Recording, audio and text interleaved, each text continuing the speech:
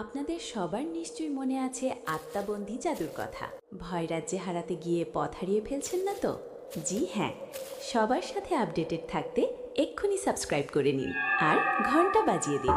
মিস্ত্রি ওই দেয়াল বানিয়ে চলে যাওয়ার পরপরই কিছু ইট সিমেন্ট সহ খসে পড়ল এবং মিস্ত্রিদের ওপর পড়ল। মনে হচ্ছিল যেন কেউ দেয়ালে জোরে একটা লাথি মেরেছে আর ইটগুলো গুঁড়িয়ে দিয়েছে। শ্রমিকদের মধ্যে একটা ভয় কাজ করছিল।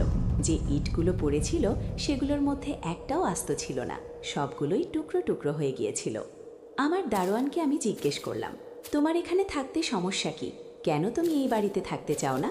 সে বলল, স্যার, এখানে থাকতে সত্যি বলতে আমার কোনো সমস্যা নাই, কিন্তু আমার বাচ্চাদের জন্য আমার এখান থেকে চলে যেতে হবে। আমি বললাম, শুনেছি আমি তোমার বাচ্চা অসুস্থ, ওদের গ্রামে নিয়ে যাবে। এখানে ঢাকায় ভালো চিকিৎসা করো, আমি ব্যবস্থা করে দিচ্ছি। স্যার, ওর হাসপাতালের চিকিৎসার দরকার নেই। আমি অবাক হলাম। তাহলে? স্যার, আমার ছেলে একদম সুস্থ ছিল।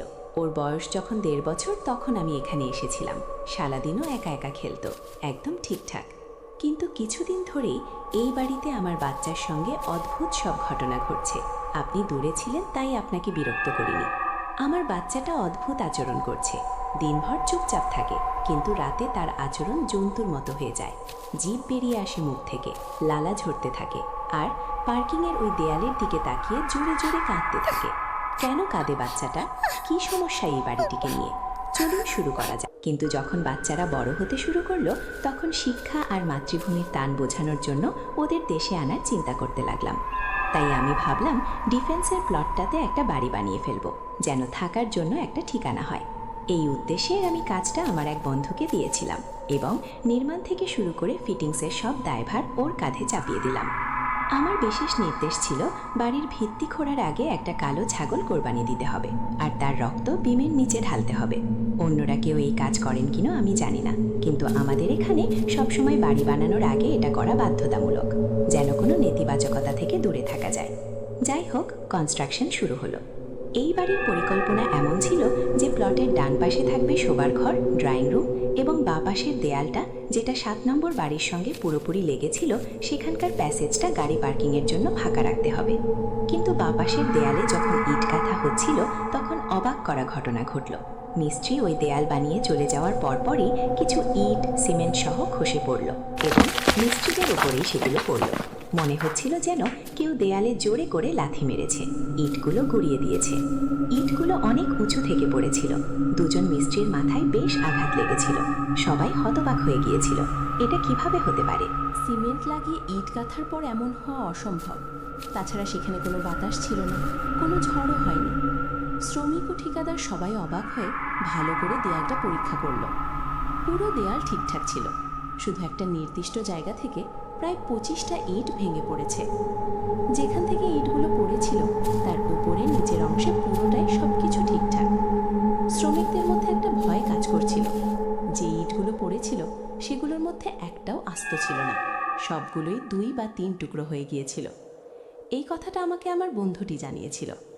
সমস্যাটা ছিল এই যে এমন কোনো কারণই খুঁজে পাওয়া যাচ্ছিল না যা দিয়ে এই ঘটনার ব্যাখ্যা করা যায়।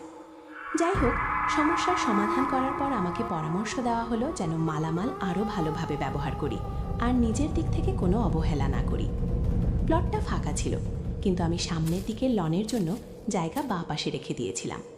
পার্কিংয়ের জন্য পেছনের দিকে ডান পাশে একটা অংশ ছিল, যার একটা দরজা রান্নাঘরের দিকে খুলত। সেটা লন্ড্রির জন্য রাখা হয়েছিল।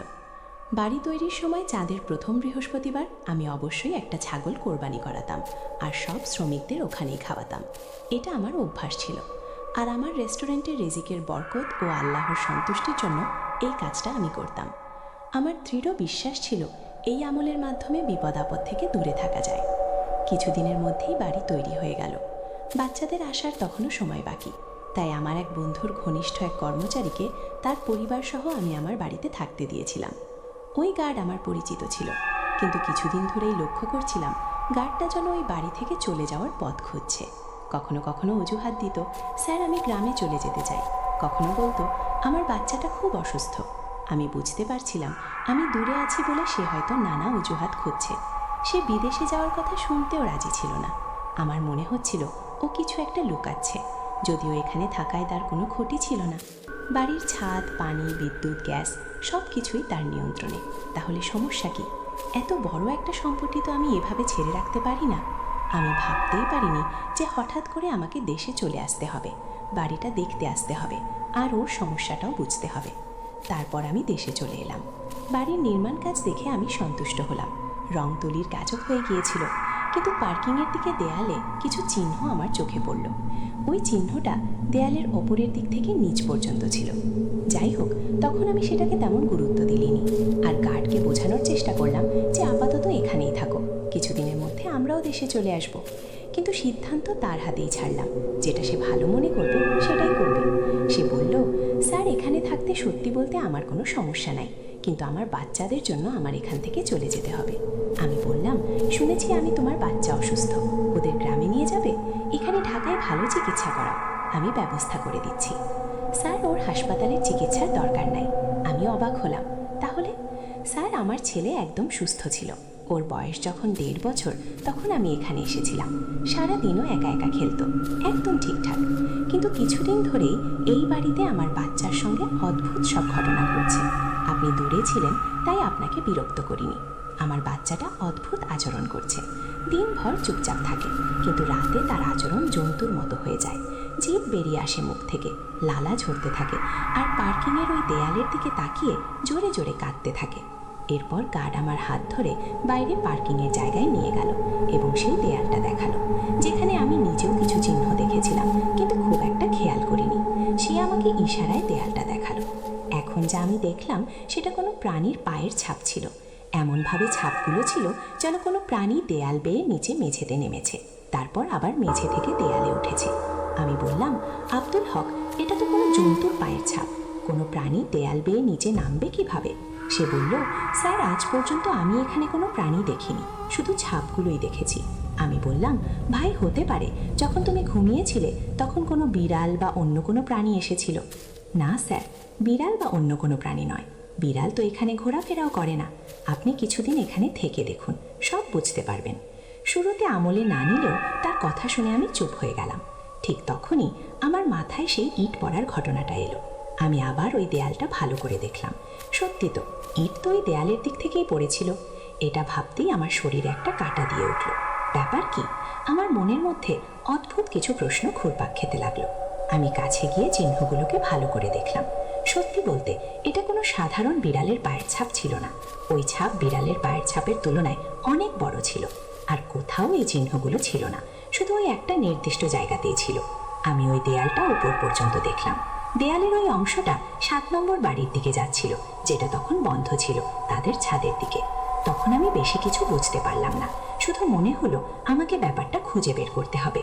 কারণ যদি পরের দিন অন্য কেউ এই বিষয়ে অভিযোগ করে তাহলে আমি এত দূর থেকে কি করব? আমি দিনের আলোয় পুরো বাড়িটা খুঁটিয়ে দেখলাম, কোথাও কোনো চিহ্ন ছিল না। কিন্তু গার্ডের সেই নিষ্পাপ ছেলেটাকে দেখে আমার মন খারাপ হয়ে গেল। সে খুবই দুর্বল আর রোগা হয়ে গিয়েছে। বাচ্চাটা চুপচাপ একদিকে তাকিয়ে থাকতো, আবার ঘুমিয়ে থাকতো। তার খাওয়ার পরিমাণও প্রায় শূন্যের কোঠায় নেমে এসেছিল। গার্ড আমাকে তার বাচ্চার তখনকার ছবি দেখালো, যখন সে নতুন নতুন এই বাড়িতে এসেছিল।